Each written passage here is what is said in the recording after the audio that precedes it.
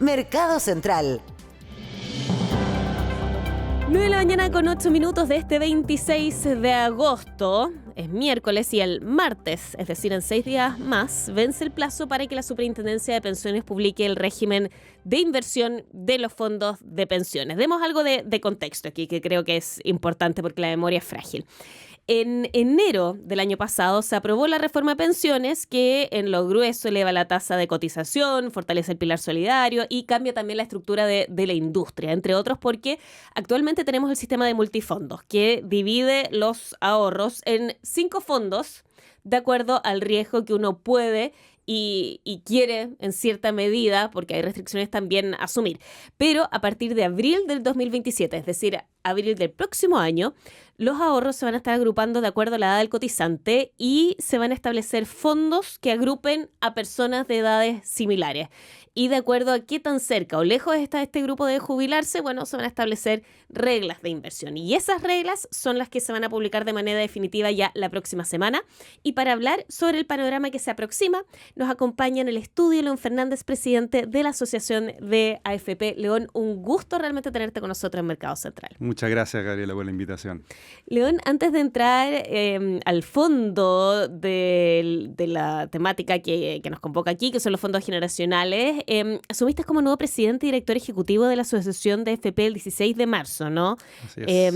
Y por primera vez, además, combinando dos roles, el de presidente, la gerencia general, en esta figura de presidente ejecutivo, ¿no?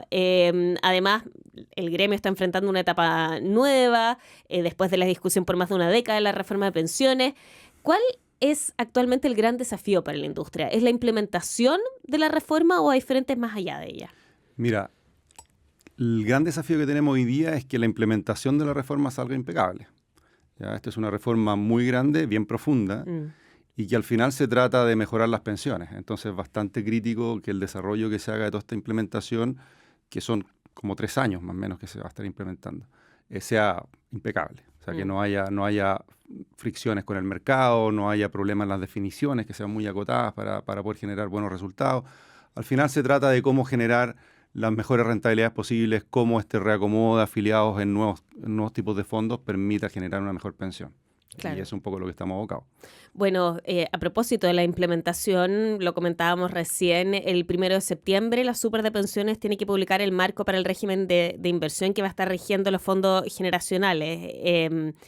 ¿Qué evaluación hacen del gremio sobre este cambio de arquitectura del sistema? Porque al menos ya teníamos un borrador. Sí, mira, este cambio es probablemente el cambio más profundo que tiene la reforma, porque aquí lo que hace es cambiar completamente las estrategias de inversión de las carteras de los fondos de pensiones. Aquí, como tú bien lo señalabas, y mejor de lo que podría hacerlo yo casi, es un cambio desde fondos que se definen por niveles de riesgo, donde el afiliado puede elegir su fondo, a fondos que están definidos en base a la edad del afiliado. Y ya el afiliado no puede elegir el fondo en que está. Este es un fondo que lo va a acompañar a lo largo de toda su vida. Entonces, lo que se hace aquí, se toman definiciones de riesgo asociadas a la edad del afiliado. Entonces, las generaciones jóvenes van a tener más activos de mayor riesgo, que la superintendencia lo ha llamado activos de crecimiento, para poder generar mejor rentabilidad en el tiempo. Y eso está bien, esa definición, porque finalmente es bien importante. En la pensión final, más o menos el 40% se construye en los primeros 10 años de ahorro, por efecto del interés compuesto. Entonces, finalmente, es muy importante tener niveles de riesgo altos en las generaciones jóvenes. Y esa trayectoria va a ir decayendo en niveles de riesgo para llegar a escenarios más estructurados en activos de renta fija, un poco más conservadores, con menos riesgo, para poder, en las cortes o las generaciones que son un poco mayores. Claro, y la idea, al menos esto se planteaba en la discusión legislativa también, era que se pudiese tener una cartera cautiva para poder invertir en activos donde uno necesita mantenerse también de manera cautiva, ¿no? Como los activos alternativos, porque con el mercado funcionando tal como está, las oportunidades de retorno son cada vez más bajas. Claro, si uno mira la historia de la rentabilidad en los mercados, ha ido bajando.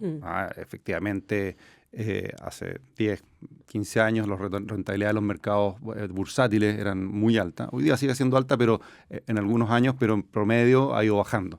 Entonces, finalmente, aquí lo que se trata de ir buscar nuevas oportunidades, nuevos negocios, nuevas formas de invertir, y efectivamente en activos que son menos líquidos, donde no hay un mercado donde uno puede ir a comprar y vender de forma muy transparente. Son inmobiliario, infraestructura, estructuras de deuda. Son activos que ya son un poco más complejos y que son generalmente acuerdos privados entre las partes, pero que te permite tener una trayectoria de inversión más larga, que debiese generar mayor rentabilidad y, por tanto, beneficiar a los fondos de pensiones a lo largo del tiempo. Sí. Ahora, estaba revisando que con el actual sistema multifondos, cerca del 70% del ahorro que tienen los afiliados ya cuando se jubilan es por la rentabilidad generada por los fondos de pensiones. Estas son grandes cifras. Con esta transformación se va acotando el riesgo en ciertos tramos, ¿no? Y con eso también la lógica nos dice que con menos riesgo la expectativa de rentabilidad también es menor. Con esta nueva estructura de fondos, ¿el retorno sigue siendo igual de relevante en la jubilación final o pierde peso? Mira, a ver, aquí se trata justamente de eso, de que el retorno siga siendo igual de relevante. Y como tú bien lo dices, hasta ahora de cada 100 pesos, 70 han sido rentabilidad. Lo que pasa hoy día es que la transición es un desafío grande, porque hay gente que tiene ya una edad más avanzada, en que ha generado gran parte de su ahorro en el sistema actual, y hay que moverlos a un nuevo sistema. Y ahí efectivamente cuando tú tienes un movimiento fuerte y obligado de gente que ha tomado decisiones de riesgo a fondos más conservadores, tiene un efecto en su proyección de pensión. Nosotros lo que hemos mirado es que mayores de 50 años creemos que las definiciones son bastante conservadoras. Entonces eso lo que va a provocar es que de 3,5 millones de personas mayores de 70 años, de 50 años, 2 millones han tomado decisiones de riesgo. Entonces un 60% estaría en un fondo más riesgoso que el que le va a corresponder, o sea, más riesgoso y por tanto que aspira a más retorno que el fondo que le va a corresponder en esta nueva trayectoria que definen los fondos generacionales. Y creemos que ahí hay un tema en la transición, porque esto es como estar corriendo una maratón, estar en el kilómetro 35 y que te cambien la ruta. Entonces, cuando has tenido una estrategia, una historia, una trayectoria, hay que ser cuidadoso. Yo creo que ahí hay que revisar esa propuesta. En otras palabras, hay personas mayores de 50 años, estabas hablando aquí de ¿cuántas? De 2 millones. 2 millones de personas. 2 millones de personas mayores de 50 años que con el cambio a los fondos generacionales van a estar entonces recibiendo menos pensión al final que si se hubiesen mantenido el multifondo. Al menos van a tener una proyección de pensión hoy día menor. Bueno, esto dependerá de los mercados y las definiciones como quedan. Pero efectivamente hoy día la propuesta de los fondos generacionales para las generaciones mayores de 50 años es más conservadora que el fondo A, B y C. ¿Ya? Y mucha gente toma decisiones para estar en el fondo B, C y algo en el A, todavía los que están en 50 años. Entonces, esa gente se les va a cambiar obligatoriamente a una trayectoria que es más conservadora en lo que les queda de su vida profesional. Claro, ahora decías que lo importante aquí va a ser la transición. ¿Cómo debiese ser esa transición justamente para no afectar las expectativas de rentabilidad? Aquí hay dos escenarios. Uno es efectivamente tener una trayectoria menos conservadora, probablemente lo que se espera hoy día en las definiciones para la generación de 45 años pudiese hacerse para la de 50, de manera que no sea tan conservadora como está planteando hoy día.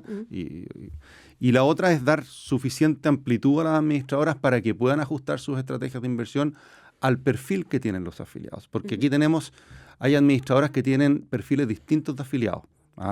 Hay administradoras que han participado en la licitación de nuevos afiliados, por tanto ellos tienen muchos afiliados jóvenes. Y hay otras administradoras que tienen... estamos hablando aquí de Modelo y de FP1. Modelo 1, Plan Vital, que tiene una estructura de afiliados bastante más jóvenes. Y hay otras que no han participado y tienen un promedio de edad bastante mayor, 46, 47 años. Entonces, hay perfiles distintos. Entonces, aquí lo que se requiere es que cada administradora... Aquí la talla única para todos es compleja, porque no todos tienen un perfil de afiliados único. Entonces aquí lo que hay que tratar de entender es que las administradoras tengan flexibilidad suficiente para poder ajustar su estrategia a los perfiles de edad y las decisiones de riesgo que han tomado los afiliados. Ahora, si es que uno revisa el borrador, se establece un plazo de 5 años donde las administradoras pueden hacer o pueden aplicar una determinada política, y de hecho eso se tiene que plantear antes al regulador, ¿no? Mira, lo que hay que hacer hoy día es que en abril empiezan los fondos generacionales. Claro. Por tanto, en abril tú vas a tener, el 1 de abril, tú vas a tener asignado un fondo de acuerdo a tu edad. Antes de eso, el mes anterior, En marzo. tiene que estar aprobada una estrategia de inversión para cada una de estas generaciones. Entonces, la administradora va a tener una cartera de referencia, se llama, que es una cartera espejo, o sea, una cartera tipo, con la cual él va a definir dónde quiere, más o menos, cómo va a invertir esos ahorros. Y eso es aprobado por la superintendencia, y esa cartera de referencia es la que va a definir la estrategia de cómo vas a mover tus activos en el largo plazo. Eso se hace para cada uno de los grupos que tienen cortes cada 5 años. ¿Ya? Entonces son 10 fondos generacionales con rangos de edad de 5 años, y cada uno de esos rangos va a tener una cartera de referencia sobre la cual el afiliado va a poder ir midiendo el desempeño, cómo se va dando respecto a esa cartera que predefinió.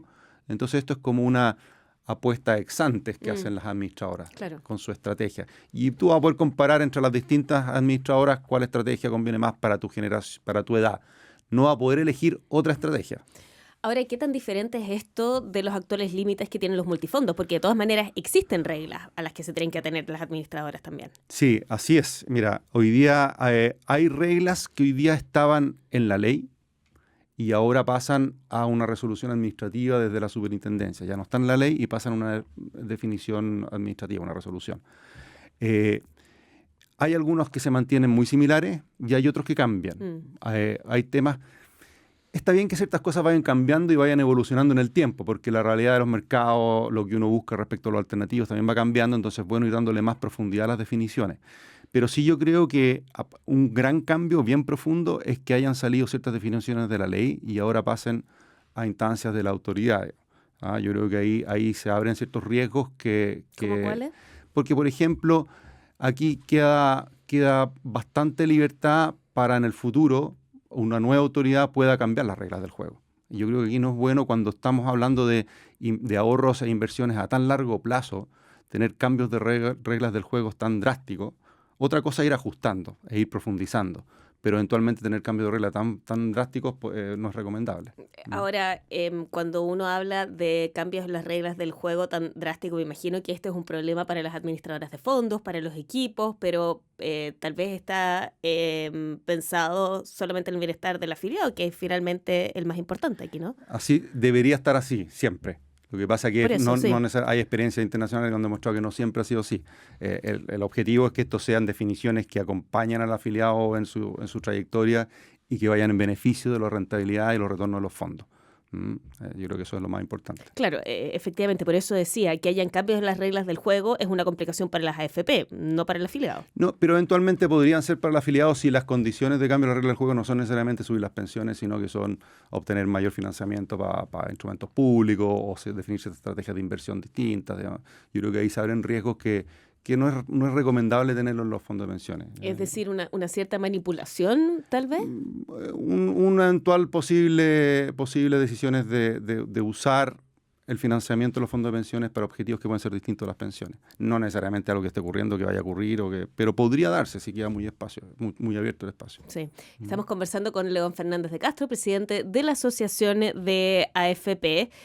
Solamente para ir resumiendo lo que aquí has estado planteando como una de las preocupaciones tiene que ver con los mínimos de inversión por tipo de activo, ¿no? Que podría tener un impacto también en los retornos de las pensiones para aquellos mayores de 50 años.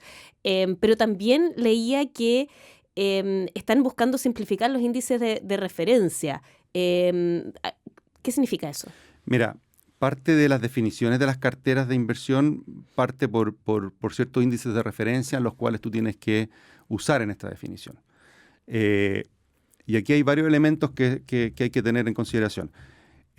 Cuando tú tienes un índice de referencia al cual tienes que replicar, es importante que pueda ser replicable, porque si no, efectivamente, es muy difícil tener una cartera con instrumentos que no puedes salir a comprar al mercado o que son muy restrictivos. También hay un problema de que eventualmente el volumen sumado de todas las administradoras es bien alto. Entonces puede haber instrumentos en que sea difícil que haya un exceso de demanda sobre la oferta que hay. Entonces aquí lo que debería ocurrir es que debería haber suficiente flexibilidad en un pool de índices para que las administradoras tuvieran cierta libertad para definir la proporción que quieren tener en su estrategia y que no todas tengan el mismo índice, Porque si tienes todas el mismo índice, tienes rangos de acción muy acotados, porque tienes parámetros de máximo y mínimos muy acotados, y tienes bandas para moverte respecto a hay un concepto técnico que es el tracking error, que es tu varianza respecto a tu cartera de referencia muy acotada, terminas todo invirtiendo en lo mismo. Y aquí se trata de ir a buscar diferenciación, competencia, Pero nuevos productos. pasa un poco eso actualmente. Las AFP se mueven en una especie de manada. No necesariamente. Si tú miras las carteras, hay distintas estrategias. Tú tienes AFPs que son bien profundas y bien intensas en el desarrollo alternativo, otras menos. Lo que pasa es que finalmente se va moviendo cuando la competencia va funcionando, porque hay alguna que le va yendo mejor y otras quieren buscar que no le ganen tanto. Eso es bueno. Es bueno que finalmente eso se traduzca en mejor rentabilidad. Y eso es lo que ha permitido que 70% de los ahorros hoy día sean rentabilidad. Sí. Entonces, eso, moverse cuando la competencia te hace moverse, eso es bueno. ¿Y esto estaría reduciendo la competencia en el sector? No es que hoy lo esté reduciendo. Si es que las redefiniciones son muy rígidas, esas rigideces podrían reducir el marco de acción de las administradoras y pudiesen terminar todas invirtiendo de manera muy similar. Y eso creemos que es lo que hay que evitar, ¿ya? Porque finalmente no tiene mucho sentido tener todas estas definiciones tan estructuradas y tan rígidas, porque el que termina pagando la cuenta es el afiliado, porque los fondos rentan menos, digamos. Entonces hay que dar espacio a innovar y a moverse. Sí, bueno, vamos a tener el reglamento el 1 de septiembre a más tardar, pero mirando el borrador y con todo lo que hemos estado conversando en estos minutos, el régimen que se plantea ahí, en el borrador, ¿le permite a las personas poder aspirar a tener mejores pensiones? Mira, sí, hoy día la trayectoria que define el régimen de inversión para las generaciones jóvenes, que les permite acceder a mayor niveles de riesgo. Hoy día la normativa en los multifondos también tiene una trayectoria normativa. Cuando uno entra al sistema, cuando es joven, entra a un fondo B. Es el B, el C y el D es la trayectoria. El A y el E son voluntarios. Sí. En esa trayectoria normativa, la definición de los fondos generacionales es mejor para la gente joven. Esta es una propuesta que genera mejores pensiones para quien empieza a cotizar en las trayectorias jóvenes. Sin embargo, aquellos que ya están en el sistema y que tienen 50 años o más, es una trayectoria un poco conservadora. Y creemos que ahí se puede mejorar para poder justamente darle a todos un mejor escenario de pensión, una mejor proyección de pensión. Hay que pensar también de que las generaciones jóvenes van a tener mucho más ahorro que las generaciones mayores, porque van a tener los puntos adicionales en su cuenta individual. Las generaciones mayores de 50 van a tener poquito de eso, porque se demora como 10 años en completarse ese ahorro. Entonces, no van a recibir tanto beneficio del ahorro individual. Entonces, del aumento del ahorro individual. Sí lo van a tener las generaciones jóvenes. Por tanto, con mayor razón, hay que ser muy cuidadosos en la definición de estos niveles de riesgo de las generaciones mayores. Sí, estaba pensando mientras estaba explicando en esta promesa de subir las pensiones actuales y las futuras. Claro. ¿Se está cumpliendo con eso, con esto? La reforma como un todo sube pensiones porque tiene beneficios del seguro social también. Entonces, efectivamente, sube pensiones. Lo que pasa es que si la definición es muy conservadora y hay problemas en los mercados, el alza de las pensiones a la gente mayor podría no ser tal si es que hay una caída en los mercados o es excesivamente conservadora la definición. Sí. Y lo que tienes por beneficio a algún lado podría compensarse con menores pensiones por otra parte, digamos, quedar igual o peor. Eso es lo que hay que evitar. Porque, ojo, además, y esto lo aprendimos sobre todo con el retiro de los fondos de pensiones, aunque hayan ahorros en los fondos conservadores, eso no significa que son ahorros 100% seguros. Esos también se pueden caer porque los fondos de renta fija en realidad no son tan fijos. Exactamente, no son tan fijas y son menos líquidos que las acciones. Es más difícil mover fondos que tienen mucha renta fija. Y lo que tú dices es muy importante. Hay que pensar de que el fondo D y el fondo E, el valor cuota, está igual o más bajo que lo que estaba en el 2019. O sea, eso es una señal de que fondos que tienen mucho activo de renta fija no necesariamente están más protegidos frente a vaivenes locales del mercado. Sí, efectivamente. Ahora, hemos hablado bastante de los fondos generacionales, pero 4 meses después de que se implementen los fondos generacionales, se debiese realizar el primer llamado para la licitación de stock, que fue algo que fue muy resistido por el gremio de las administradoras. ¿Cómo se está preparando la industria ahora? Porque esto ya es ley, ya fue. Esto es ley y efectivamente las definiciones que tiene la ley de la licitación de stock son súper rigurosas. Es lo que está más detallado en la ley. Así, a diferencia del régimen de inversión que lo deja en manos de la superintendencia, la ley respecto a la licitación de stock está súper estructurada. ¿Resultó mejor de lo que ustedes esperaban? No, yo creo que es bastante rígida. Yo creo que el problema que tiene hoy día, lo que hay que monitorear hoy día es el posible impacto que pueda tener justamente en esta transición. Porque esto es mucha... El 10% son 24.000 millones de dólares que hay que transferir de una administradora a otra. Puede ser una nueva o una actual. Eso es harta plata. En términos del mercado local son como 12.000 millones, la mitad. 12.000 millones de dólares de transferencia a activos. Está bien, el objetivo es transferir activos, pero igual hay proporción que hay que transferir en caja, porque, por ejemplo, los activos alternativos no tienen mucha solución, como no son activos líquidos, ¿cómo va a transferir contratos? No va a poder. Entonces va a tener que probablemente transferir plata que obtengas de otras partes. Bueno, eso significa rebalanceo de cartera, salir al mercado, a mover activos, en medio de una transición. Eso es bastante complejo. Entonces yo creo que finalmente eso es uno de los problemas que tiene hoy día el momento en que ocurre. ¿Ya? Y el otro tema que hay que mirar bien es cómo se informa a los afiliados. Porque el proceso de porque hoy día cambia un poco la lógica desde la posibilidad de que el afiliado elija a un mecanismo de retracto. El afiliado puede retractarse, pero si no dice nada, va a ser enviado a una nueva administradora. Y ahí hay que ser cuidadoso porque yo creo que esto es una instancia de información que está en manos de la superintendencia. Yo el único proceso público que conozco de información pública que funciona es de los vocales de mesa, donde todo el mundo entra a una página web, va, consulta su root y ve si el domingo está convocado o no, o tiene que pagar la multa. Exactamente, eso iba a decir, hay una multa asociada, por eso somos tan proactivos. Exactamente, entonces es el desafío que tiene la superintendencia, cómo lograr que la gente esté correctamente informada para que pueda decir, porque si no lo que va a pasar es que mucha gente puede que se vaya y se quiera devolver. Y cuando se devuelva, eso no es transferencia de activo, eso es, hay que pasar por mercado porque así es como se traspasan los afiliados hoy día de una FP a otra, por mercado, no con activo. ¿Y la propuesta desde la asociación cuál es? Entendiendo también que en este minuto esto ya es ley. Esto ya es ley. Nuestro mandato hoy día como asociación es que esto implementarlo impecablemente. Y nosotros no somos los mandatados a modificar la ley, cambiar la ley. Sí. Lo que tenemos que hacer es que esto implementarlo. Lo que pasa es que también tenemos que decir, ojo, que hay cosas que hay que mirar, pero no somos los llamados a cambiar la ley. Claro, pero ¿qué ajustes se debiesen hacer entonces? No, yo creo que hay que mirar la oportunidad, el momento en que ocurre. Yo creo que a lo mejor hay que pensar que la transición, esperar pasar esta transición de 3 años puede ser una solución. El mecanismo de información a los afiliados también debería mirarse. El espacio de tiempo que se les da, porque se les da 30 días para decir para retractarse. Para eventualmente darle un poquito más.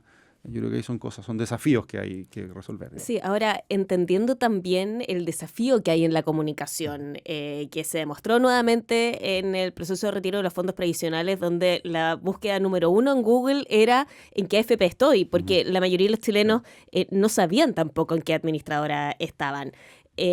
¿Cómo se espera entonces que un afiliado de manera activa decida si es que se mantiene la administradora o participa en la licitación de stock? Es muy difícil, porque en los retiros la gente tenía el interés de hacer el retiro. Además, entonces era muy proactiva. Y finalmente supo no solo en qué AFP estaba, sino que cuánta plata tenía, cuánto había ahorrado, cuánto había rentado. O sea, tuvo mucha información.